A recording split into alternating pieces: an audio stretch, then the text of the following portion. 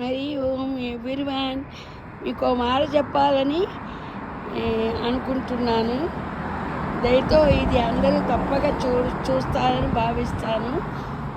First వినాయకుడు.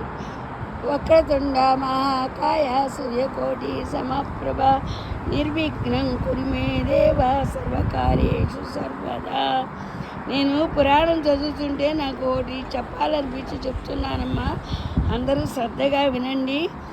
ఎవరైనా చార్ధామ్ యాత్ర అంటే మీకు తెలుసు కదా. చార్ధామ్ అంటే 4 యాత్రలు.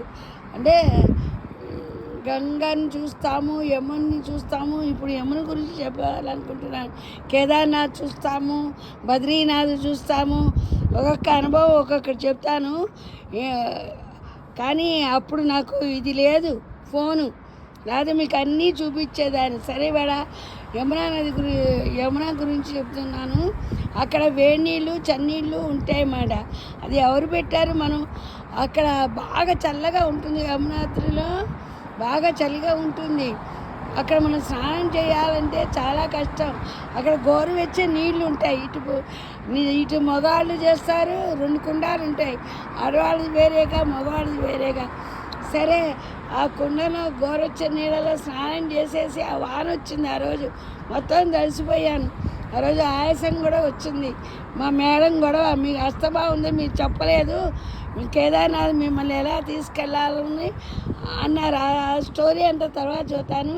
సరే, ఇప్పుడు మీకు మళ్ళీ మర్చిపోతారని చెప్తున్నాను. మీరు మనకు యమునాద్రి వెళ్ళేటప్పుడు కొంచెం బియ్యం తీసుకెళ్ళండి అమ్మా. నేను అది తీసుకెళ్ళలేకపోయాను, ఎందుకంటే నాకేం తెలియదు. అందుకే మనం ఎక్కడికైనా యాత్రలు చేసేటప్పుడు అన్ని విషయాలు తెలుసుకొని వెళ్తే మనకేంటి ఉపయోగం ఉంటుంది. ఎందుకు చెప్పానంటే, గుప్పుడు బియ్యం తీసుకుంటే ఆ బియ్యం లేదు గుడ్డలో పెట్టి ఆ వేడి నీళ్ళలో ఇలా ముంచి ఇలా తీసేటప్పటికి అన్నం ఉడుకుతుంది.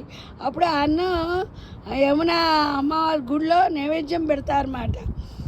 అక్కడ బాగా వేడిగా ఉంటాయి. ఇక్కడ మనం స్నానం చేసేంత వేడి ఉంటుంది. అయితే నేను చూశాను, అందరూ అలా చేస్తుంటే భలే ఆశ్చర్యం వేసింది. ఒక్క 2 నిమిషాల్లో అన్నం ఉడికిపోయింది. ఆ అన్నం యమునాదేవికి అక్కడ విగ్రహం అక్కడ గుడిలో పెట్టారన్నమాట నైవేద్యం.